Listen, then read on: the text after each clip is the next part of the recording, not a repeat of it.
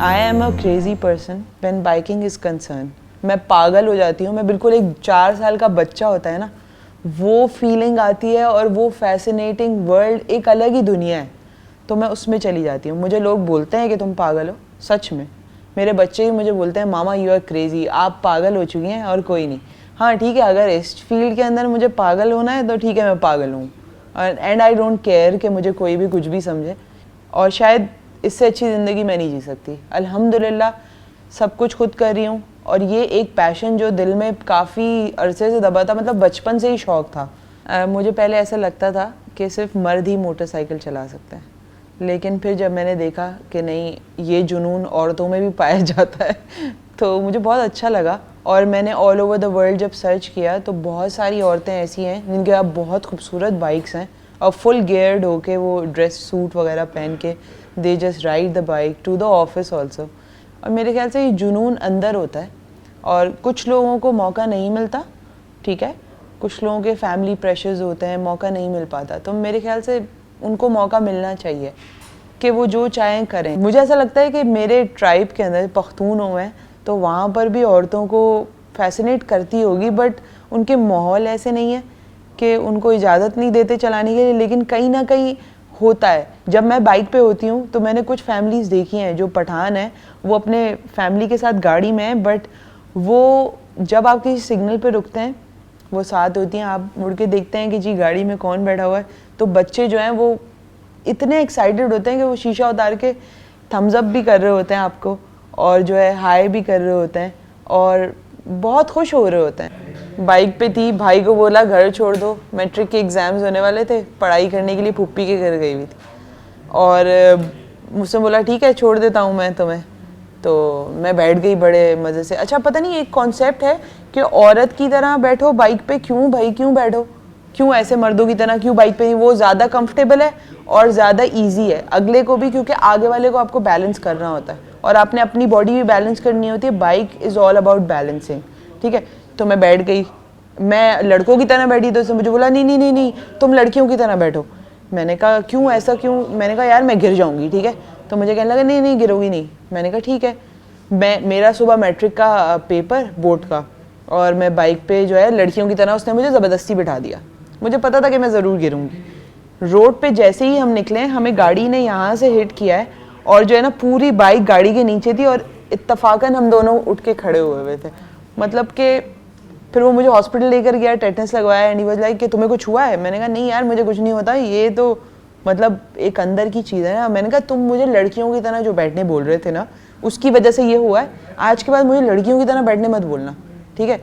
मैं वैसे ही बैठूंगी क्योंकि मैं वैसे कंफर्टेबल हूँ। तो एक ये है कि जी लड़कियों की तरह बैठे, दोनों पैर उस तरफ। मैंने देखा औरतें बेचारी वैसे ही बैठी होती हैं बस, मतलब क्या एक सेट लाइन है, हाँ एक सेट लाइन है औरत के लिए कि वो इस तरह ही बैठी हुई है। उसने एक बच्चा यहाँ पर लिया हुआ है गोद में बेचारी, वो 6 महीने का बच्चा यहाँ है, यहाँ 2-3 साल का बच्चा एक यहाँ बैठा हुआ है, एक टैंकी पे बैठा हुआ है। मतलब बेचारे क्यों बैठे औरत, वैसे वो वैसे भी बैठ सकती है भाई पकड़ के, क्या हो गया, इसमें कोई बुरी बात तो नहीं है। बैक रेस्ट होना चाहिए बाइक के पीछे और जो है आप कंफर्टेबली बैठ के जा रहे होते हैं। हम एक जगह पर रहते थे, वहाँ पर एक लड़का आता था ट्रेल में, ट्रेल बाइक थी उसके पास, और जब वो आता था शोर जो आता था उससे मुझे एक एक्साइटेड मैं हो जाती थी और घर से बाहर निकल जाती थी कि सिर्फ देख लूँ एक बार कि बाइक पे how he is enjoying the bike. And then मुझे सडनली पता लगा कि उसकी डेथ हो चुकी है। मेरे वालिद साहब ने कहा कि ये बहुत ही डेंजरस हॉबी है एंड आई थिंक कि तुम इसके बारे में ना सोचो तो ज़्यादा अच्छा है। देन आई गॉट मैरिड, तो मैंने अपने हस्बैंड को एक दिन कहा कि यार मुझे बहुत पसंद है कि मैं बाइक और जो है ना मोटरसाइकिल चलाऊं। तो उसने मुझे हंस के बोला कि हाँ कोई मसला नहीं है, अच्छा है, मेरा लोड कम हो जाएगा, तो मैं एक स्कूटी दिला देता हूँ और तुम उस स्कूटी पे अपने सारे काम भी कर लिया करना और जो है ऑफिस भी आ जाया करना।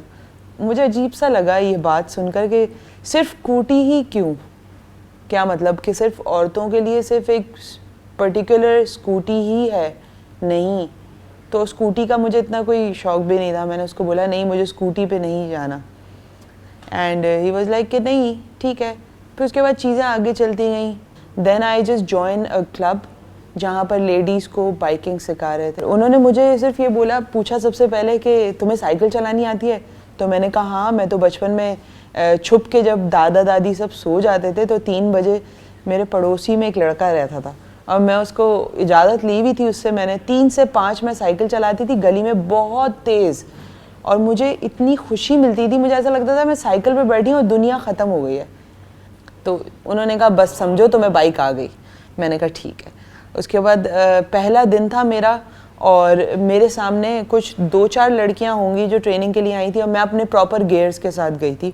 स्टार्टअप उससे लिया गया और वो बैठी बाइक के ऊपर और उसने हेलमेट नहीं पहना हुआ था। जल्दी में क्लच छोड़ा एंड शी फेल डाउन।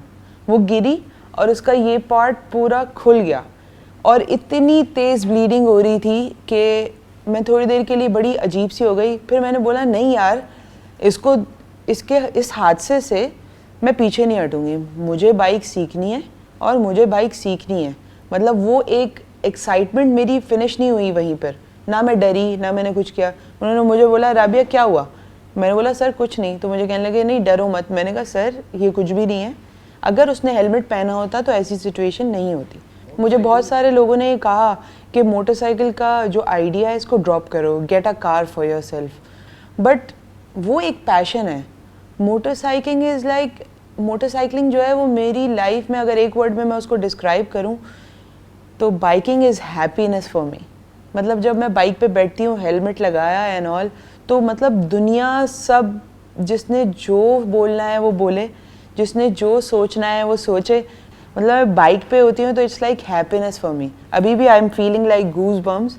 और मतलब अगर दिन में एक दफ़ा मैं बाइक की रोर की आवाज़ सुन लूँ तो मेरा वो दिन पूरा है, भले मैं बाइक पे हूँ या नहीं हूँ। अलग सी एक स्माइल और एक ग्लो आ जाता है मेरे फेस पे। मेरे बच्चे मुझे बोलते हैं मामा आप बाइक के लिए बनी है, प्लीज़ अपना जो ड्रीम है उसको पूरा करें। और मैंने अपने बच्चों से भी ये कहा कि बेटा चाहे लड़की हो चाहे लड़का हो, ठीक है, अपने ड्रीम्स को आगे लेकर चलना और हिम्मत दिखाना वो आपके ऊपर डिपेंड करता है। एंड आई थिंक सोसाइटी के अंदर लोग बातें करते हैं, वो आप अच्छा करेंगे जब भी बातें करेंगे, आप बुरा करेंगे जब भी बातें करेंगे, तो let them talk, never stop on your dreams, chase them. मुझे ऐसा लगता है कि कोई भी चीज़ आपको रोक नहीं सकती। आपकी रास्ते में कोई भी चीज़ आए उसको छोड़कर आप आगे चलते जाएं तो ही आप अपना गोल अचीव कर सकते हैं। हमारे माशरे में औरतें बाइक चलाती हैं तो चाहे वो स्कूटी पे हों, चाहे वो हैवी बाइक पे हों, चाहे वो पिलियन ही क्यों ना बैठी हों, तो उसको इनकरेज कोई भी नहीं करता, उस पर हूट करता है, बातें करता है। तो इससे डिस्करेज नहीं होना चाहिए। आई थिंक आपको आगे बढ़ना चाहिए। और जिस बाइकिंग ग्रुप में मैं थी वहाँ पर बहुत सी ऐसी लड़कियाँ थीं जो कि बहुत ही लो क्लास से, मतलब मिडिल क्लास की लड़कियाँ थीं।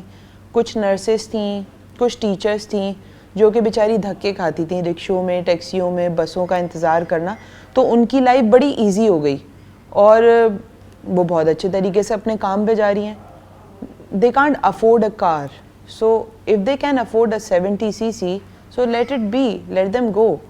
मैं लाइसेंस ऑफिस गई, मैंने लाइसेंस बनवाया और वहाँ पर जब पता चला घर वालों को कि जी 2 चीज़ों के लिए लाइसेंस बनवाया गया, मतलब गाड़ी के लिए भी और बाइक के लिए भी, तो मुझसे पूछा गया कि जी ये क्या इरादे क्या हैं तुम्हारे, बाइक का भी लाइसेंस तुम्हें मिल गया है और तुम क्या चाहती हो ज़िंदगी में, मतलब बाइक तुम्हारे लिए अलाउड नहीं है, तुम बच्चों वाली हो और तुम्हें सोचना चाहिए, तुम्हें ये सोचना चाहिए अगर तुम्हें कुछ हो गया तो। अगर आप प्रॉपर गियर्स पहन रहे हो तो आई डोंट थिंक सो कि आपको कुछ होता है, और अगर आप प्रॉपरली उसको ट्रेनिंग के साथ लेकर आगे चल रहे हो तो आई डोंट थिंक सो इसमें कोई हार्म है। मेरा एक ड्रीम है, चाहती हूँ कि मैं अफ़गानिस्तान जाऊँ बाइक पर और वहाँ जाऊँ। मुझे पता है कि मैं वहाँ जाऊँगी तो मेरे लिए बहुत बड़ा चैलेंज है, ऑब्वियसली वहाँ माइंडसेट इस तरह का नहीं है, लेकिन मैं चाहती हूँ कि मैं ये करूँ और इंशाल्लाह मैं सब पूरी कोशिश करूँगी कि मैं करूँ। कुछ दिनों पहले, मैं 2 साल पहले मेरे साथ एक हादसा हुआ कि मैं कुछ थोड़ी बीमार हो गई, तो उसके बाद मेरी 2 सर्जरीज़ हुई, 1 साल के अंदर 2 सर्जरीज़ हुई, बैक सर्जरीज़। मुझे लोगों ने कहा अब तो ये बाइकिंग का जुनून छोड़ दो, तुम बाइक पे नहीं बैठ सकती। और जब मेरी अभी दूसरी सर्जरी हुई अभी 5 महीने पहले, तो 5 दिन के बाद मैं अगले दिन ही माशाल्लाह खड़ी हो गई थी। तो सबसे पहला सवाल डॉक्टर से मेरा ये था कि क्या मैं ज़िंदगी में बाइक चला सकूँगी। तो ही सेड कि हाँ, अपने आप को 6 महीने दो, तुम बाइक नहीं तुम जहाज़ भी चला सकती हो। तो उस चीज़ ने बड़ा मोटिवेट किया कि नथिंग कैन स्टॉप मी। मतलब biking is a passion and I think biking is a happiness to me. दिन भर की जितनी चीज़ें होती हैं जो आपकी लाइफ में चल रही होती हैं, आगे पीछे प्रॉब्लम्स होती हैं, चैलेंजेस होते हैं, ऑब्वियसली आप अकेले होते हैं, घर में बच्चे हैं, घर को संभालना, कारोबार को संभालना, जॉब भी करना।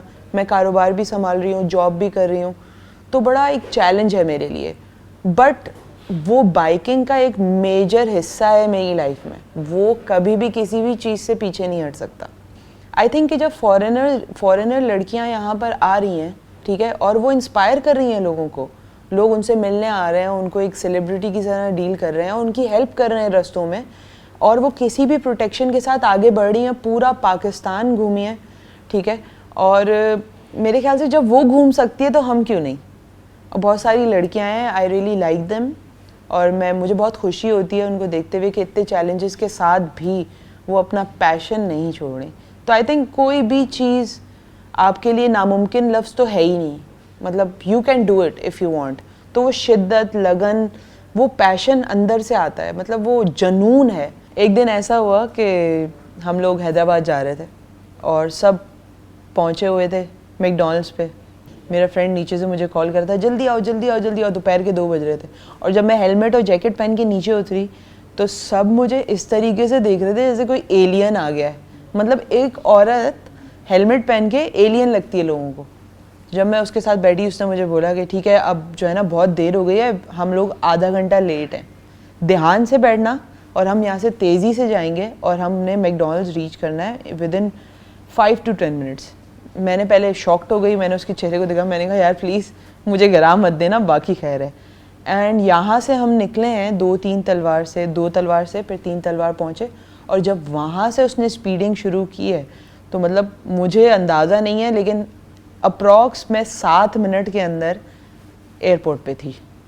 और उसके बाद मैं थोड़ी सी अजीब सी हो गई, मैंने बोला कि यार ये मेरे साथ हुआ क्या है। उसने मुझे उतार के बोला कि हाँ मज़ा आया तुम्हें। मैंने कहा हाँ मुझे तो बहुत मज़ा आया। तो मुझे कहता है यू आर वेरी क्रेजी।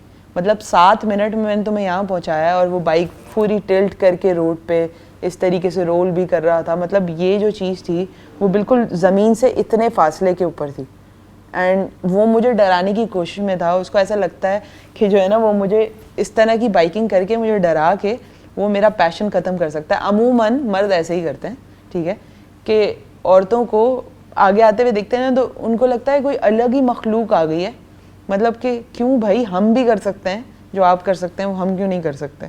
हम कर सकते हैं, हम बाइक भी चला सकते हैं, हम दूर दूर तक ट्रैवल भी कर सकते हैं। और लड़कियां गई हैं खुंजराब पास एंड एवरीवेयर, चाइना बॉर्डर तक गई हैं। तो आई थिंक हमें भी जाना चाहिए, जाना पड़ेगा हमें भी। हम वो रूल चेंज करना चाहते हैं कि जो सिर्फ मर्दों के लिए वो रूल नहीं है भाई, वो हमारे लिए भी है। तो ठीक है, सबको अपना अपना फ्रीडम। और मैं एक चीज़ पे बिलीव करती हूँ कि जो जैसा है वो वैसे ही रहेगा, आप उसको चेंज नहीं कर सकते, ना सोसाइटी और ना ही कल्चर। तो आप जो आपको करना है आप करें, ठीक है। लोग बातें करेंगे, ऐसे भी करेंगे और वैसे भी करेंगे, तो वो तो होगा। और आई थिंक पेरेंट्स को और फैमिली को बहुत सपोर्टिव होना पड़ेगा अपने बच्चों के ड्रीम्स अचीव करने के। तो मैं तो इस तरह हूँ। अब आगे मैं मैसेज ही दे सकती हूँ कि अपने दिमागों को खोलें प्लीज़, लड़कियों को पढ़ने दें और लड़कियों को मोटरसाइकिल चलाने दें, क्योंकि ये उनका पैशन है। और मैं चाहती हूँ, और मैंने देखा सिंध कल्चरल डे जो अभी हुआ, और उसके अंदर मर्दों से ज़्यादा ख़वातीन थी जो कि बाइक पे थी, तो मुझे बड़ा अच्छा लगा। और जैसे कि ब्रेस्ट कैंसर की एक मुहिम चली थी, उसमें भी औरतें थीं, ठीक है। तो वाई नॉट, मर्दों के बीच में औरतें भी थीं। मेरा एक ख्वाब ये भी है कि मेरे बच्चों के पास भी बाइक हो, और हम तीनों चारों जो हैं वो बाइक्स चलाएं, साथ चलाएं और घूमें, all over the world travel करें। मैं अपने बेटे से ये कहा हुआ है कि बेटा एक दिन ऐसा आएगा कि जिस दिन मैं, तुम, बहनें सब बाइक पे होंगे और राइड करेंगे ऑल ओवर द वर्ल्ड। मैं एक मैसेज देना चाहती हूँ, जो लड़के लड़कियों को बाइक चलाते हुए देखते हुए हूट कर रहे होते हैं और उनकी वीडियोस बना रहे होते हैं, तो प्लीज़ ऐसा ना करें, क्योंकि औरतों का भी हक है और उनको जीने दें। मेरे ख्याल से कि अच्छा नहीं लगता अगर आपकी माँ, बहन या बेटी, आपके घर की कोई औरत कल को आपको बोले कि आपको मुझे बाइक चलानी है, तो क्या आप लोग वो सोचेंगे कि आप लोगों ने जिस तरह उन पे बातें की हैं तो कोई आप पर भी कर सकता है? तो प्लीज़ आई थिंक इसको स्टॉप किया जाए। और सबका हक है, हम सब एक इंडिविजुअल हैं, तो हर किसी का अपना अपना एक हक है और आई थिंक कि उसको जीने देना चाहिए। So live your life and let them live. Kashif Raza जो हैं, मैं उनको बहुत बड़ा क्रेडिट दूंगी। बहुत अच्छा लगता है, उनकी वीडियोस बड़ी अच्छी होती हैं और जब भी कोई नई वीडियो आती है तो मैं बड़ी एक्साइटेड होती हूँ। वो फ्री सोल्स की कोई नई वीडियो आई है और मैं अपने बड़े प्रोजेक्टर पे लगा के उसको साउंड सिस्टम के साथ सुन रही होती हूँ और देख रही होती हूँ while I was not well and I was not able to get up. तो मैं अपने प्रोजेक्टर पे वो फुल साउंड सिस्टम के साथ लगा के एंड अपने दोस्तों को भी दिखा रही थी। बिल्कुल मेरे दोस्त कहते हैं तुम एक बच्ची बन जाती हो, मतलब तुम्हें देख के भी इतनी खुशी मिल रही होती है। तो मैं कहती हूँ हाँ, it's like my thing and my style.